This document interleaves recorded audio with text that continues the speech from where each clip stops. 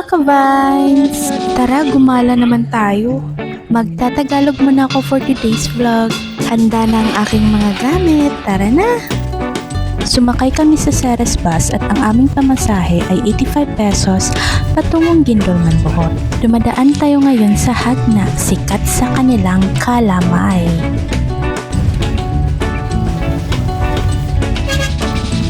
Dito pala tayo pupunta sa The Campsite. Ang linaw ng tubig sa dagat. One of the perks of living here in Bohol is the free, relaxing, and refreshing view of nature. Dear Boholanos, please continue to maintain the beauty of Mother Nature. Take care, preserve, and protect the environment. You are rich in agriculture. You're so lucky. You can succeed focusing on agriculture. You can create more of your own products and made it known to the world. Remember, everyone needs food to live. Continue being the wonderful island of Bohol. Wow! Ang ganda!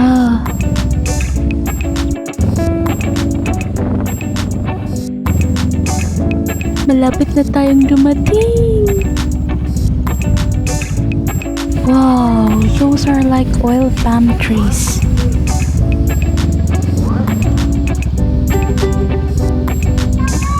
Andito na tayo! May 25 pesos na entrance fee per person. By the way, I love the entrance booth being a bahay kubo. Ngayon, papunta na kami sa motorcycle parking area. May parking area din para sa mga sasakyan. Kakabukas lang nito last August 2024. And I'm sure they are establishing a good system here to maintain and protect the environment, of course. Hindi ko pala alam kung may limit sa bilang ng visitors. Kasi diba, pag medyo madami ang tao dito, medyo magulo.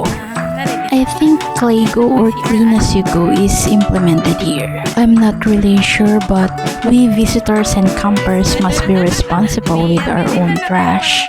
Improvement while protecting Mother Nature is the best.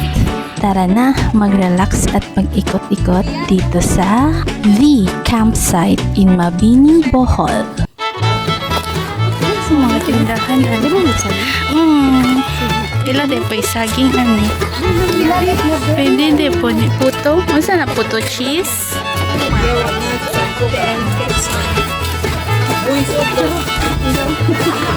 Galang-galang.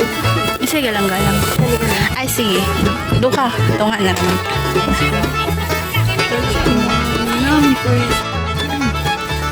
Kamote turon eh. Abang. Gawa din pala tayo ng banana turon next time. Pipili ni Kanan. 15 pesos pala yung turon. Kanina nagtitinda din sila ng mga pakain sa isda. Kung gusto nyo lang namang mamimit ng isda. 100 pesos daw per kilo ng isda. Pero you must bring your own fishing rod and other tools. Wow! Tingnan na, papa. Sa independent na kasi siya pamasok. Kasi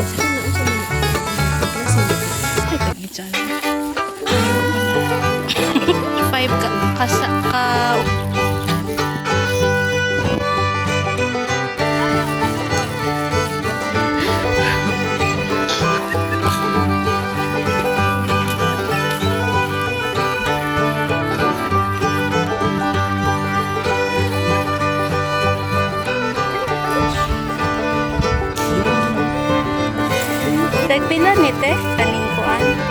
Kaning walang hoy. Mga unta.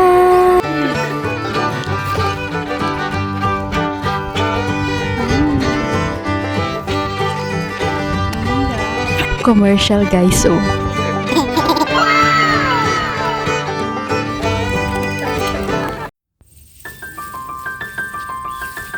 Wait lang, dito ka.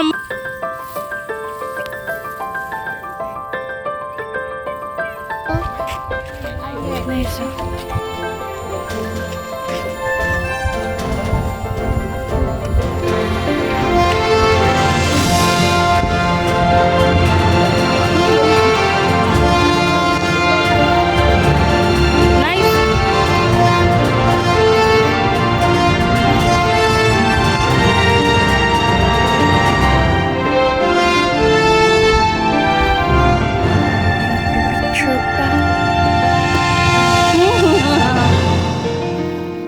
charging station din pala dito. Pauwi na din pala kami. Syempre, dinala namin ang aming mga basura. Until next laag!